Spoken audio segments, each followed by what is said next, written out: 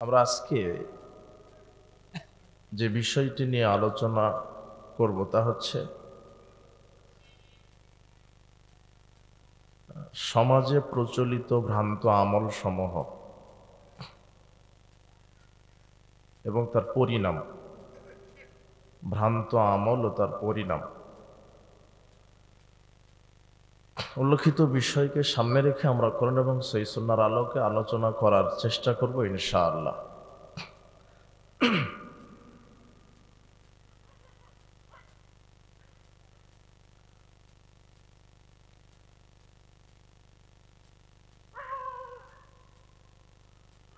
আমল মানুষ করে থাকে আল্লাহকে খুশি করার জন্য, আল্লাহর সন্তুষ্ট লাভের জন্য। আল্লাহ সুবহানাহু ওয়া তাআলা কোরআন মাজিদে বলছেন আমলের ব্যাপারে, আল্লাযী খলাকাল মাউতা ওয়াল হায়াতা লিয়াবলুয়াকুম আইয়ুকুম আহসানু আমালা। তিনি তো আল্লাহ যিনি মানুষের মৃত্যু এবং জীবনকে সৃষ্টি করেছেন এবং তিনি পরীক্ষা করার জন্য যে মানুষের মধ্যে কে সুন্দর আমলের প্রতিযোগিতা করে, কার আমলটা সুন্দর হয়।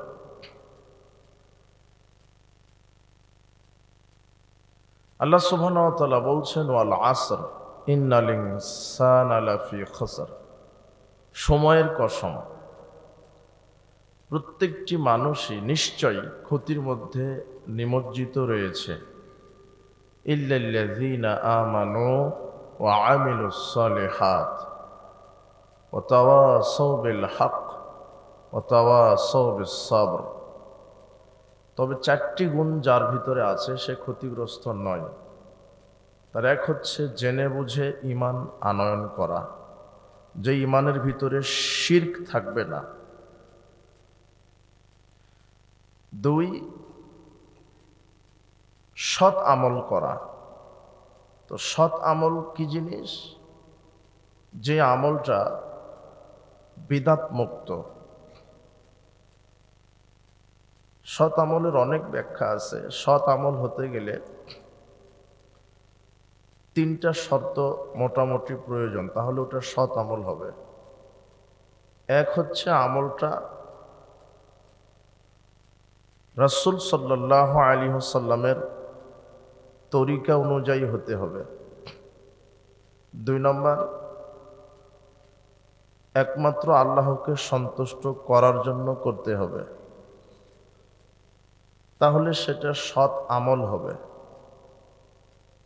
তিন নম্বর, আমলের ভিতরে কোনো রিয়া থাকা যাবে না। রিয়াটাই হলো ছোট শিরক। আর রাসূল সাল্লাল্লাহু আলাইহি ওয়াসাল্লামের তরিকা বাদ দিয়ে যদি আপনি অন্য কারো তরিকা ফলো করেন তাহলে তো সেটা বিদআত হলো, নতুন পদ্ধতি হলো। তো আল্লাহ সুবহানাহু ওয়া তাআলা বলছেন প্রত্যেকটা মানুষ ক্ষতির মধ্যে নিমজ্জিত। তবে চারটা গুণ যার ভিতরে আছে সে ক্ষতিগ্রস্ত নয়। তার এক হচ্ছে যে জেনে বুঝে ঈমান এনেছে, শিরক মুক্ত ঈমান যার। দুই, যার আমল সৎ। তিন, যে পরস্পর হকের দাওয়াত দিয়েছে, যারা পরস্পর, চার নম্বর, ধৈর্যের দাওয়াত দিয়েছে।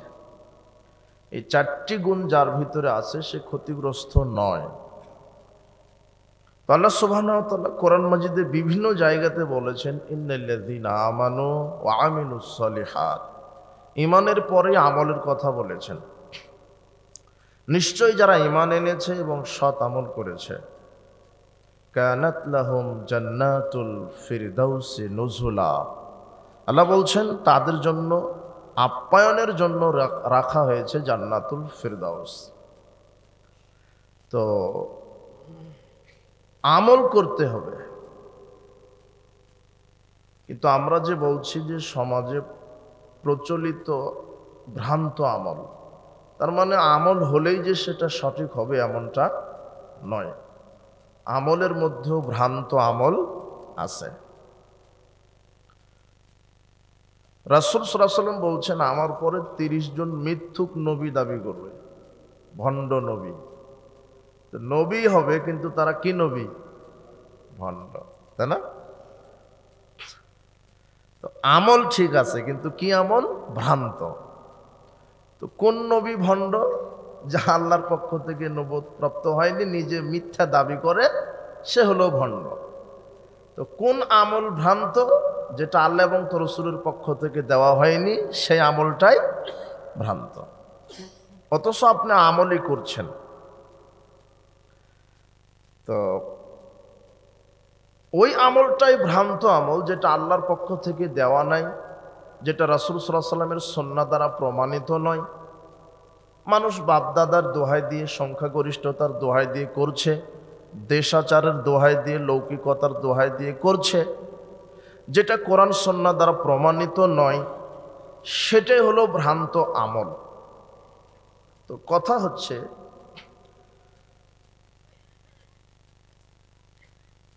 যারা আল্লাহকে বিশ্বাস করে না, আপনারা খুব একটু ধৈর্যের পরিচয় দিবেন, ঠিক আছে না? মানে আমি কথাগুলি এগুলি বোঝানো কঠিন। আল্লাহ আমাদেরকে সঠিকটা বলার এবং সঠিক বুঝ দান করার তৌফিক দান করুন। যারা ঈমান এনেছে তারা তো মুমিন, এবং যারা সার্বিক জীবন আল্লাহর বিধানকে মেনে চলে তারা হলো মুসলিম। তো আল্লাহ সুবহানাহু ওয়া তাআলার পক্ষ থেকে মনোনীত দিন হচ্ছে ইসলাম। আল্লাহ বলছেন কোরআন মাজিদে, ইন্নাদ-দীনা ইনদাল্লাহিল ইসলাম। আল্লাহর পক্ষ থেকে মনোনীত দিন হচ্ছে ইসলাম। এরপর আল্লাহ বলছেন, ওয়া ইয়াবতাগি গায়রাল ইসলামি দীনান ফালা ইউকবালা মিন ওয়া হুয়া ফিল আখিরাতি মিনাল খাসিরিন।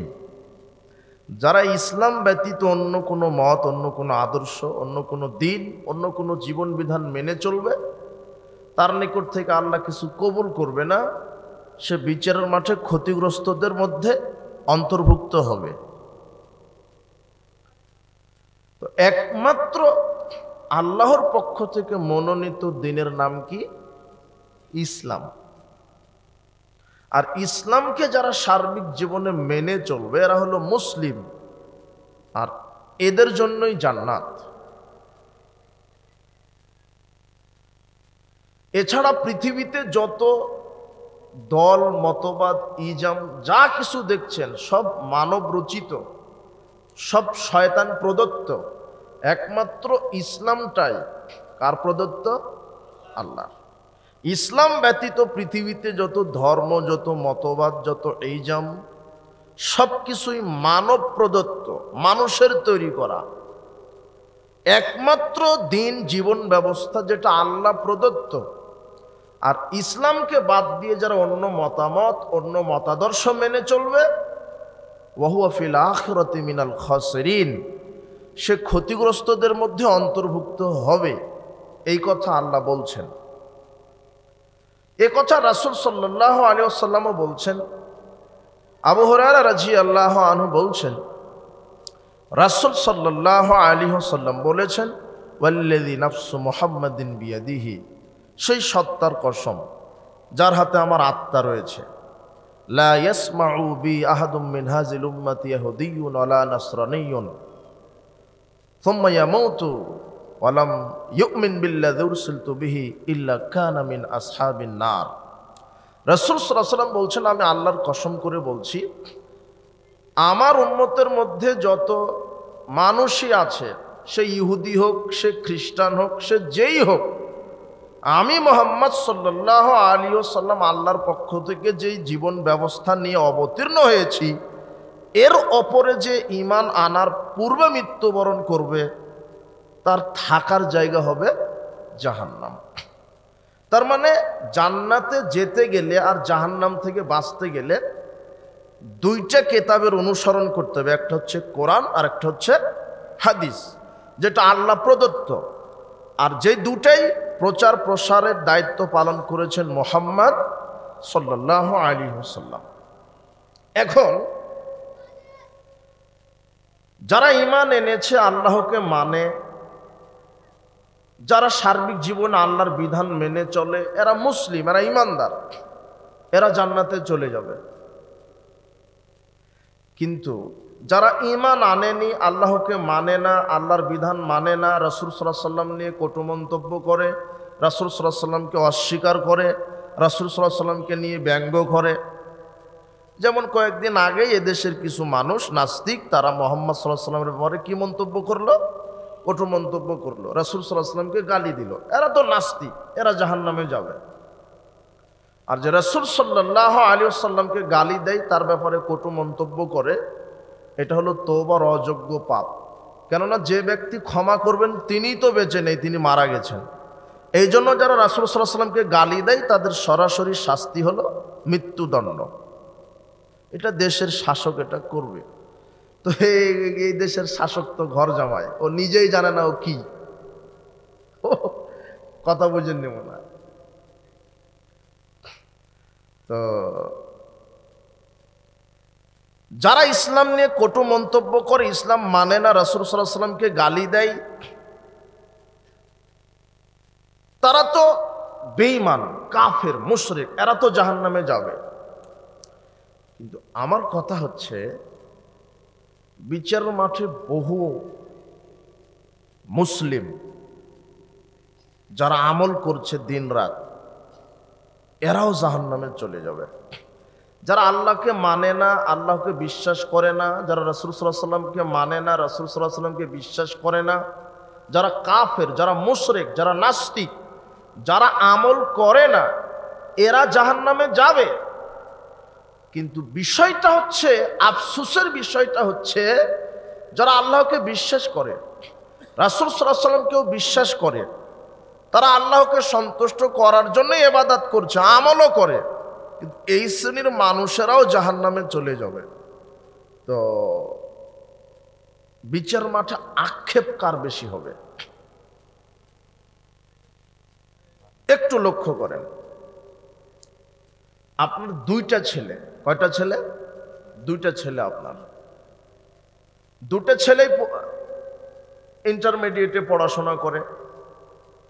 তো একটা ছেলে পরীক্ষা দেয়নি, তাহলে ওকে পাশ করে দেবেন নাকি? আর একটা ছেলে সব পরীক্ষা দিয়েছে, ওর যে কয়টা সাবজেক্ট, 8টা হোক 10টা হোক, 10টা সাবজেক্টের উপরে পরীক্ষা। তো একটা ছেলে একটা পরীক্ষাও দেয়নি, আর আরেকটা ছেলে তার যেই কয়টা সাবজেক্ট, সব সাবজেক্টেই পরীক্ষা দিয়েছে। তো যেই ছেলেটা পরীক্ষা দেয়নি, ও পাস না ফেল? ও তো এমনিতেই ফেল, যেহেতু কি দেয়নি, পরীক্ষায় দেয়নি। আর যেই ছেলেটা পরীক্ষা দিয়েছে, ঠিক যেই তারিখে পরীক্ষা, যেই সময়ে যেতে হবে ঠিক সময়ে গেছে, ঠিক ঠিক সব পরীক্ষা দিয়েছে, রাত জেগে পড়াশোনা করেছে, বছর ভরে পড়াশোনা করেছে, পরীক্ষার সময় পরীক্ষা দিয়েছে, পরীক্ষা দেওয়ার পরেও ফেল করেছে, করে না? করে। আচ্ছা বলেন তো, আফসোসটা কার বেশি? যে পরীক্ষা দেয়নি সে তো এমনিতেই ফেল, কিন্তু সবচেয়ে আফসোস, আক্ষেপ, হতাশা প্রকাশ করবে ওই ছেলেটাই যে সব পরীক্ষা দেওয়ার পরও ফেল করলো। আহা, আমি তো পরীক্ষা দিয়েছি তারপরও ফেল করলাম। তো বিচারের মাঠে যারা কাফের, মুশরিক, মুনাফিক, যারা আমল করেনি, এরা তো জাহান্নামে যাবে।